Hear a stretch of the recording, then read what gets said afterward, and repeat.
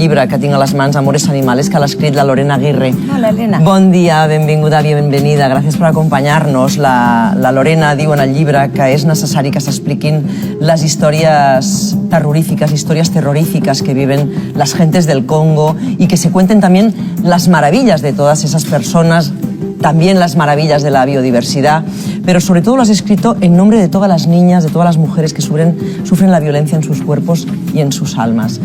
¿Qué ocurre en el Congo? ¿Cuál es la realidad que tú te encuentras cuando llegas allí? Bueno, yo ya llevo 15 años allí, entonces esta realidad ha sido los últimos 8 que he estado allí. Porque cuando llegaste hace 15 años era una realidad diferente, ¿ha ido a peor? Sí, yo creo que ha habido como muchas olas, ¿no? Sí. De mejor a peor, pero sí es cierto que cuando yo llegué también estaba mucho más dedicada solo a trabajo con los chimpancés, con los primates, sí. Y allí me encontré con los humanos y con el sufrimiento humano y bueno, pues al final cuando un niño se va a caer de la mesa, no puedes hacer que cogerlo, ¿no? Entonces, aunque yo no quería trabajar con violencia sexual porque me parecía un tema muy difícil, pues terminé... Acabaste tratando de lleno. No pudiste no hacerlo. Eso es, no pude no hacerlo. ¿Con qué realidad te encuentras? Pues en un principio sí que es cierto que las mujeres son el objetivo dentro de la guerra para desmoralizar sí. a las comunidades. Pero también hay creencias mágicas que hacen muchísimo daño. Y entonces, en este caso fue una historia que duró casi 4 años, 5 años, que fueron niñas de menos de 10 años, estaban siendo secuestradas de sus casas por la noche y, bueno, pues las aparecían violadas y algunas sin matriz, bueno, pues bastante más lejos, ¿no? Entonces, una vez que iban al hospital de Panzi, donde trabaja el doctor Denis Mukwege, que lo habréis oído, el premio Nobel, sí. que pues sí. Denis les reconstruía, pero luego volvían a su casa, que eran pues casas con un nivel de economía muy bajo, casitas de barro, mucha dificultad para salir adelante y yo, bueno, pues con mi equipo lo que intentábamos era dar una atención psicológica y al final escolarizarlas, hacer el seguimiento escolar, hacíamos muchas actividades con la naturaleza, las traíamos al santuario del Liro y entonces se enamoraban de sus chimpancés, ¿no? Y era todo muy terapéutico en realidad, claro. ¿no?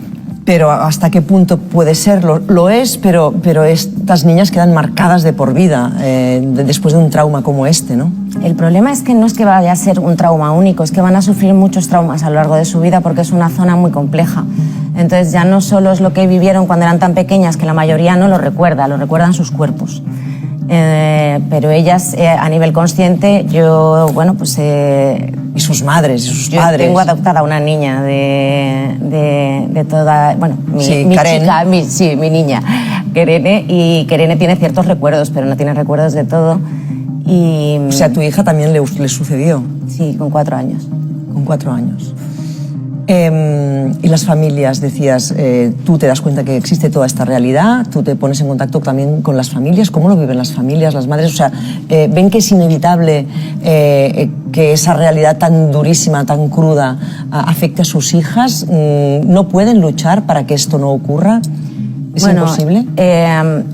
Es bastante imposible porque las fuerzas de seguridad no son... No lo permiten. Bueno, no es que la policía, tanto la policía como el ejército regular congoleño, bueno, pues están involucrados en otros temas mucho más grandes, ¿no? Entonces el caso este fue que había una milicia personal de un diputado que creía que la sangre de la Virgen les hacía inmunes a las balas, les iba a hacer más fuertes y entonces cada vez que iban a hacer determinados tipos de ataques, pues se mandaba a la milicia a buscar la sangre virginal, ¿no? Que lo llaman el diamante rojo. Por favor, o sea, hombres que creen que la sangre del himen de la niña les va a proteger de las balas del enemigo.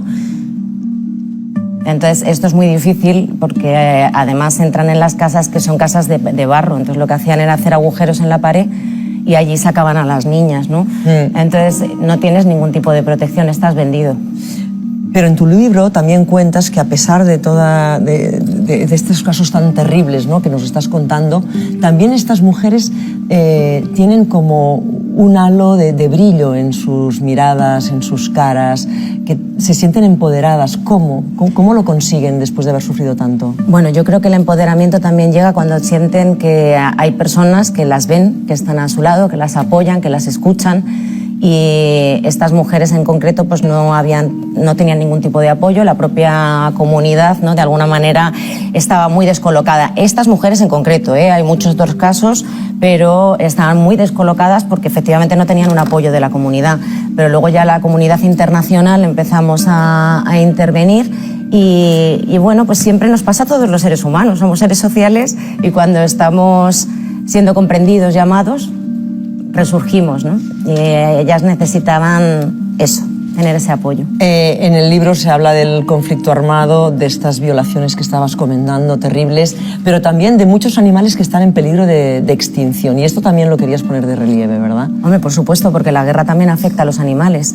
Y de hecho los grupos rebeldes donde se esconden es en los parques nacionales o incluso en las reservas, porque es donde están los recursos naturales.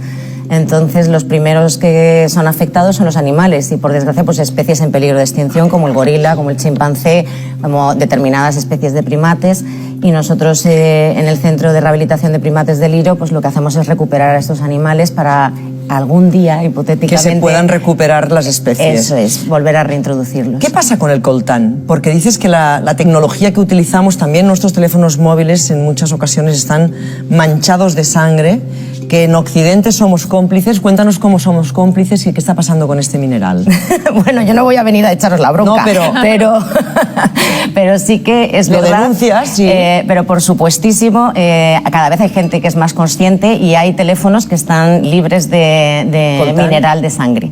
Y esto también debería hacernos conscientes de que hay ciertas calidades que ya te ayudan a que tú contribuyas de otra forma, ¿vale? A proteger también la bestialidad que está pasando en el Congo, ¿no? Es el país que tiene mayor cantidad de coltán en el mundo y entonces la guerra en realidad gira en torno al coltán, pero también al oro, a la caserita, al uranio, al petróleo. Bueno, es que os puedo contar los diamantes, hay de todo. ¿Te vuelves al Congo ya? Claro, no, yo acabo de llegar. O sea, he venido a ver el libro. La presentación del libro. Ayer lo vi por primera vez. Ayer lo cogí en las manos, no lo había visto. Ahí en la portada maravillosa, Amores Animales, una historia de lucha, superación y sanación en el corazón de África. De Lorena Aguirre, que avui ha passat pel programa. Muchísimas gracias, Lorena. Moltes gràcies per acompanyar-nos.